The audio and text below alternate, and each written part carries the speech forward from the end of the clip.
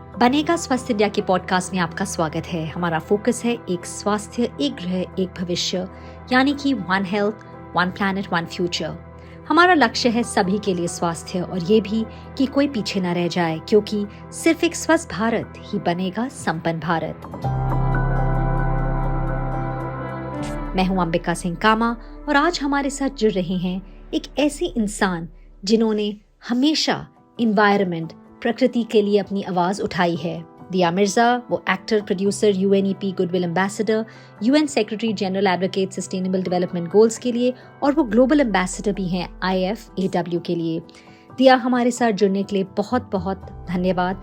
ये एक बहुत इम्पोर्टेंट इशू है जो हमें पता है कि अब ये समय आ गया है कि वी नो कि बहुत देर हो चुकी है और अभी हमें एक्ट करना पड़ेगा। क्लाइमेट चेंज हो रहा है, it's for real and action जरूरी है। दिया, सेलिना पूछना चाह रहे हैं कि क्या प्रिकॉशनरी मेजर्स लिए जा सकते हैं ताकि हम इस क्लाइमेट क्राइसिस को प्रिवेंट कर सकें? आई थिंक हम वास्तविकता में, मतलब जो अपनी जाती जिंदगी है उसमें बहुत सारे बदलाव लेकर आ सकते हैं। हम एनर्जी एफिशिएंट अप्लायंसेस का उपयोग कर सकते हैं और बिना किसी वजह के, मतलब अगर कुछ बिगड़ गया हो या खराब हो गया हो उसे रिपेयर करें और फिर वापस इस्तेमाल करें, ना कि उसको सिर्फ मतलब फेंक दे और नई चीज लेकर आए। उसके अलावा आई थिंक जिस तरह से हम खाते हैं, अगर हमारे जो लाइफस्टाइल चॉइसेस हैं, जो अगर हम मोस्टली प्लांट बेस्ड डाइट, ज्यादातर वेजिटेरियन खाना खाएंगे, मीट कम खाएंगे, जो हमारे प्रांत में या प्रदेश में उगता हुआ जो सब्जी है, फल है, वही खाएं, ऑर्गेनिक खाएं जितना हो सके उतना। उसके अलावा अगर हम घर में अपने वेस्ट का मैनेजमेंट करेंगे तो जो गीला कचरा है और सूखा कचरा है, मिनिमम एटलीस्ट उसका सेग्रीगेशन करें, और जो गीला कचरा है, जो धरती से उगा कचरा है, जो किचन स्क्रैप्स है, उनको कंपोस्ट बनाएं। पानी का बचत करें, कम समय में अपने नहाएं, तो instead of having taking long baths, short baths लें।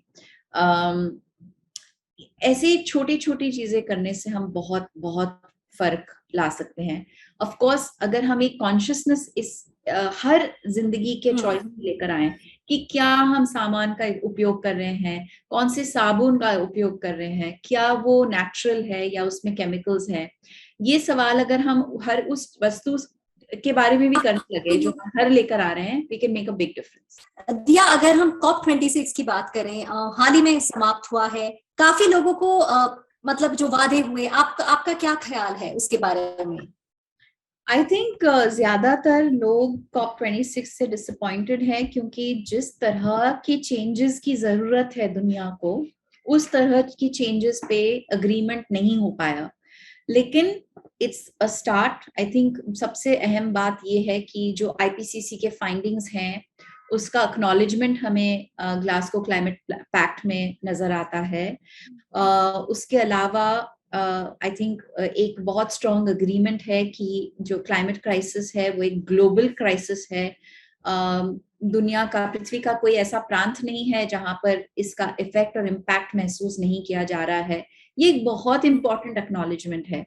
और जो पेरिस का रूल बुक है उसका भी इम्प्लीमेंटेशन, उसका भी एक एक्सेप्टेंस, पिछले 6 साल से 200 जो देश है वो अग्री ही नहीं कर पा रहे थे उस रूल बुक पर। फाइनली जाकर उस रूल बुक पर एक समझौता मिला है।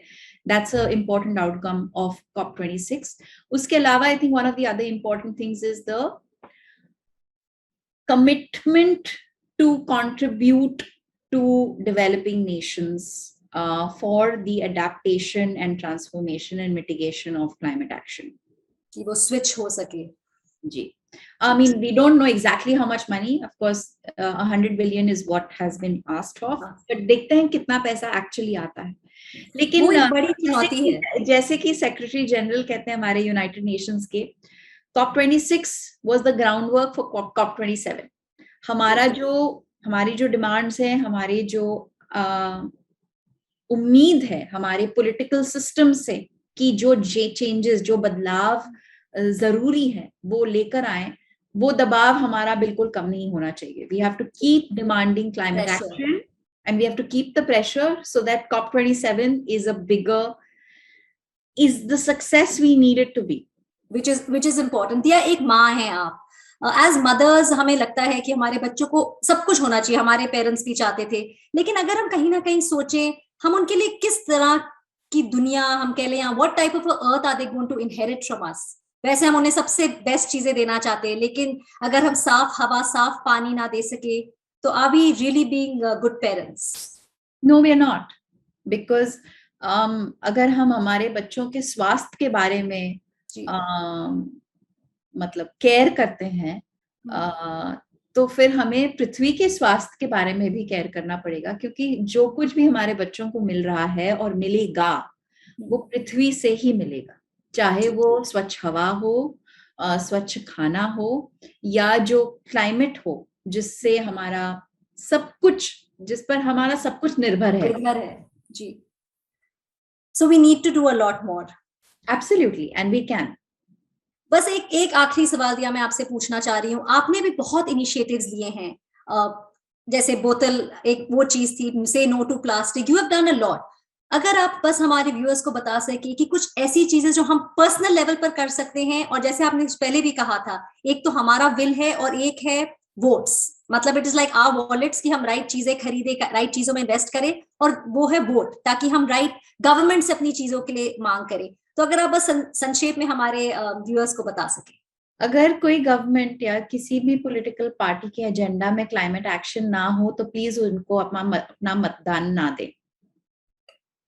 Climate action has to be a part of every single political party's agenda.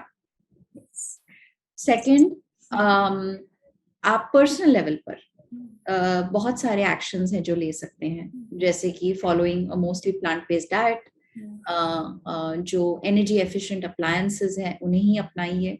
उसके अलावा जो संस्थाएं हैं जो पर्यावरण की सुरक्षा के लिए काम करते हैं, या हमारे जंगलों के, नदियों के और वाइल्ड लाइफ के प्रोटेक्शन के लिए काम करते हैं, उन्हें सपोर्ट करें. जब भी आपको पता चले कि कोई जंगल काट रहा है या पेड़ काट रहा है, प्लीज उसके बचाव के लिए अपना हाथ उठाइए, अपनी आवाज उठाइए. बहुत फर्क पड़ता है जब हम सब मिलकर आवाज उठाएंगे. उसके अलावा simple actions like refusing single use plastics, अपने खुद का बोतल लेके चलिए, घर से पानी लेकर जाइए जहां पर भी आप जा रहे हैं. सिंगल यूज प्लास्टिक का उपयोग बिल्कुल ना करें, उसे कम से कम उपयोग करें. फास्ट फैशन, ये भी एक चीज फास्ट फैशन भी एक चीज है. एक्चुअली ट्रेडिशनली इंडिया में हम यूज एंड थ्रो के सिस्टम को नहीं मानते हैं, एंड थैंकफुली अभी भी हमारे अंदर वो कल्चर नहीं आया है कि हमने कुछ इस्तेमाल किया और फेंक दिया. हमेशा हम किसी को पास ऑन करते हैं. तो ऐसे काफी चीजें हैं जो एक सर्क्यूलर इकोनॉमी या एक सर्क्यूलर कंजम्पशन में आती हैं, लेकिन जो एक वेस्टर्नाइज्ड थॉट है या जो एक कल्चर है जो अनफॉर्चुनेटली दुनिया भर में फैल गया है, which is being a high consumer. जितना नया लाओगे, जितना नया खरीदोगे, जितना नया इस्तेमाल करोगे, उतनी आप फूल है. ये जो आइडिया है इसको बिल्कुल निकाल के फेंक दीजिए अपने मन से. जितना रीयूज करेंगे, जितना रिसोर्सेस को कम वेस्ट करेंगे, उतने ही आप एक बेहतर सिटीजन नागरिक बनेंगे, अपने ना सिर्फ अपने देश के बट अपने पृथ्वी के. आपने एंड ट्रांसपोर्टेशन एक चीज ऐसी है जो हम काफी इस पे कर सकते हैं. Right? बिल्कुल, कारपूलिंग हो सकता है, और एक family, it's not necessary for one family to have 5 cars. There are better ways to transport. I mean, I don't talk about public transport because I don't use the public transport, Ambika, but I know that there are many people who do use public transport and it really makes a big difference. नहीं जी, metros अब तो खुल गई हैं, काफी कुछ चीजें हैं, बट कारपूल एक छोटी चीज है जो हम कर सकते हैं. That is again very doable. Absolutely. दिया, थैंक यू सो मच, बहुत बहुत धन्यवाद, आप आए, हमसे बात की, बहुत बहुत शुक्रिया. Thank you. इसी के साथ ही बनेगा स्वस्थ इंडिया का ये पॉडकास्ट यहाँ पर खत्म होता है।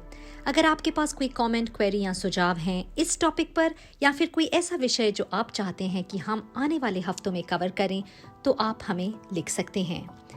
हमें मेल कीजिए bsipodcast@ndtv.com पर। BSI यानी बनेगा स्वस्थ इंडिया। आप हमारे सोशल मीडिया हैंडल्स पर भी हमारे साथ बातचीत कर सकते हैं। सेम नाम बनेगा स्वस्थ इंडिया। फेसबुक, ट्विटर और इंस्टाग्राम पर भी हम मौजूद हैं। मेरा नाम है अंबिका सिंह कामा। मेरी तरफ से good bye, stay healthy and stay safe.